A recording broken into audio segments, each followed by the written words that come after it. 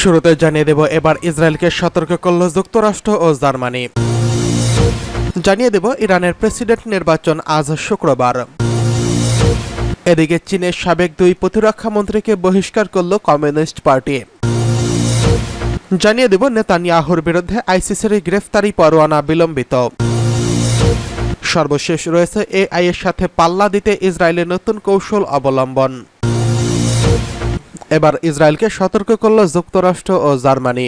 ফিলিস্তিনের সঙ্গে যুদ্ধের মধ্যে লেবাননের সঙ্গে উত্তেজনায় জড়িয়েছে ইসরায়েল। লেবাননের প্রতিরোধ গোষ্ঠীর সঙ্গে দফায় দফায় ইসরায়েলের হামলা পাল্টা হামলার ঘটনাও ঘটেছে।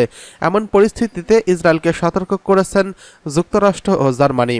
বুধবার 26 জুন ডয়চে ভেলের এক প্রতিবেদনে এই তথ্য জানানো হয়েছে। প্রতিবেদনে বলা হয়েছে, ইসরায়েলের পরিকল্পনা নিয়ে যুক্তরাষ্ট্র ও জার্মানি, তুরস্ক এই উদ্বেগ প্রকাশ করেছেন। বার্লিন ও ওয়াশিংটন জানিয়েছে, যুদ্ধ আরও প্রসারিত হলে ফল কী হবে তা নিয়ে উদ্বিগ্ন তারা। জাতিসংঘের মানবাধিকার বিষয়ক সিনিয়র কর্মকর্তা মার্টিন গ্রিপস বলেন, যুদ্ধের পরিধি ও তীব্রতা বাড়লে তার ফল মারাত্মক হবে। আমি এটিকে ফ্ল্যাশ পয়েন্ট হিসেবে দেখছি। গত 7 অক্টোবর থেকে গাজায় নির্বিচারে হামলা চালিয়ে আসছে ইসরায়েল।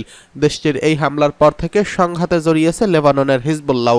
অন্যদিকে এই হামলায় ইসরায়েলকে সহযোগিতা করে আসছে যুক্তরাষ্ট্র সহ বিভিন্ন দেশ।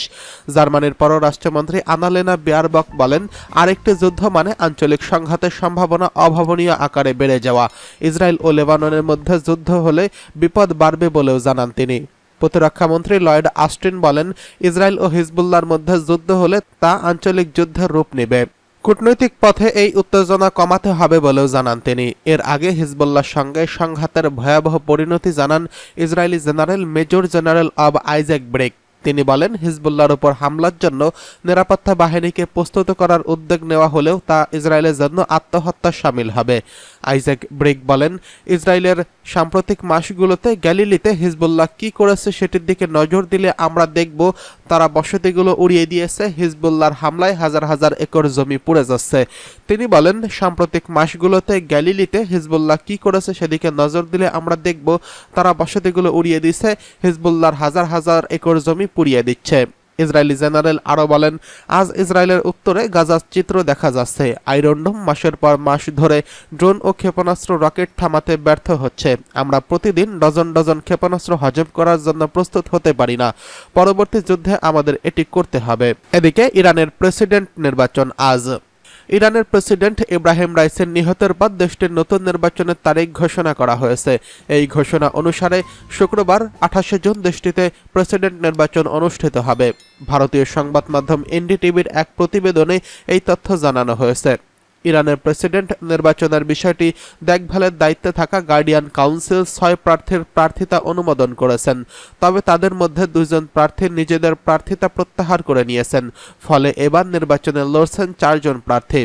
ইরানের সংবাদ মাধ্যম ইরানা জানিয়েছে, ইরানের প্রেসিডেন্ট প্রার্থী এবং দেশটির ভাইস প্রেসিডেন্ট গাজিজাদে হাশেমি নির্বাচনের প্রতিদ্বন্দ্বিতা থেকে নিজেকে প্রত্যাহার করে নিয়েছেন।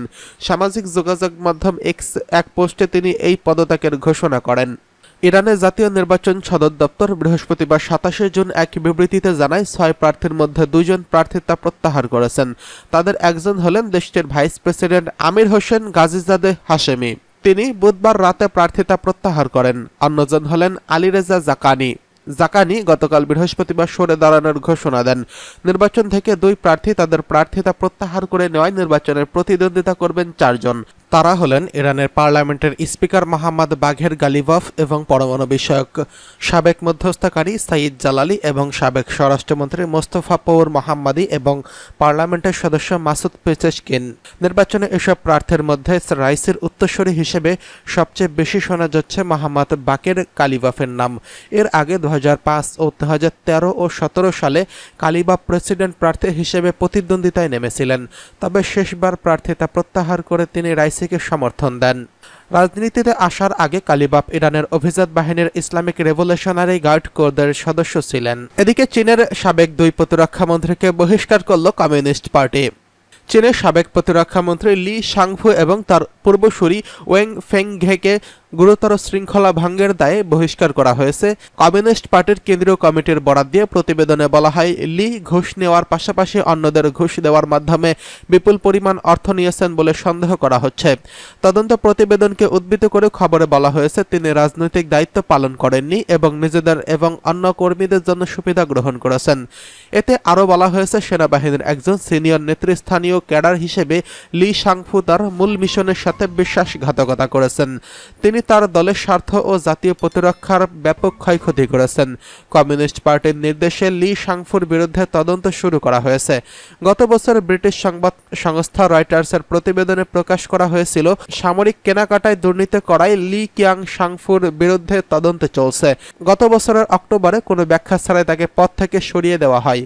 এর আগে তিনি 2 মাস নিখোঁজ ছিলেন। তবে চীন এখন খোলাখুলিভাবে বলল, লি সাংফুর বিরুদ্ধে তদন্ত চলছিল এবং তার অপরাধের ধরনও প্রকাশ করা হলো। গত বছর থেকে চীনের সামরিক বাহিনীতে ব্যাপক দুর্নীতি বিরোধী তৎপরতা শুরু হয়েছে।